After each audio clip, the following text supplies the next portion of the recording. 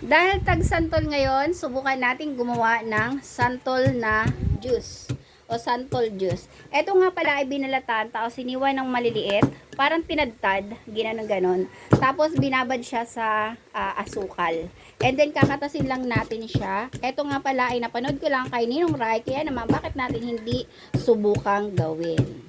Kung ano ba lasa nito at para matikman din natin. Kasi ito'y pinagawa lang sa akin ng aking anak. So, ano lang natin siya. At dudurog-durugin lang natin yan. Hanggang sa kumatas. So, meron din ako dito yung mga buto dahil nga naggulay ako ng santol. Ito yung mga buto para hindi masayang. Sabi ng anak ko ay ginagawa nga daw tong juice. Kaya naman, ito gagawin natin. So, samahan nyo ko natuklasin kung anong lasa ng juice na santol. Kung ito ba'y maasim, matamis, or ano ba. Para hindi siya masayang. So, dudurugin lang natin yan at papalabasin yung kanyang katas. So, balik tayo dito. Lalagyan natin siya ng asukal.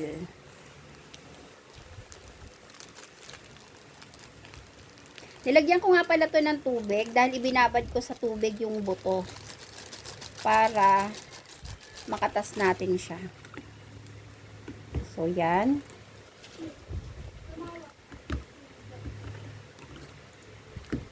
Nadurog na natin siya, titikman na natin siya. So, ayun na, at lalagyan natin ng yelo. Wala kami malaking pitchel. Ay, ano yan? Nabutas na. Ayan, tapos ilalagay ko na yung aking dinurog na santol. Tapos yung isa pang buto ng santol. At hahalu-haluin natin yan. Saka natin lalagyan ng tubig.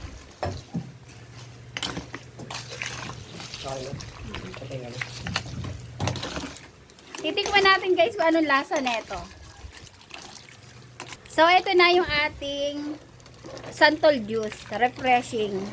So, titikman natin kung anong lasa. Pero kanina tinikman ko siya, lasang buko juice.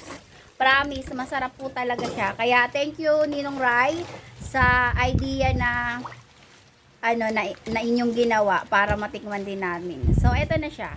Titikman na natin.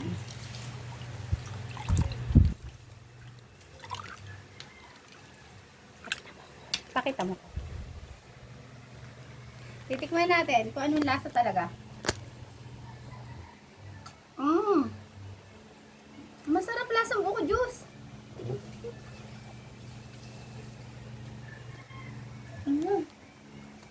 Ang sarap.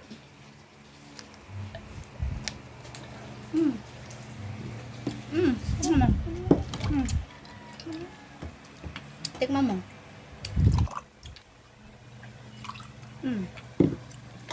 Ano?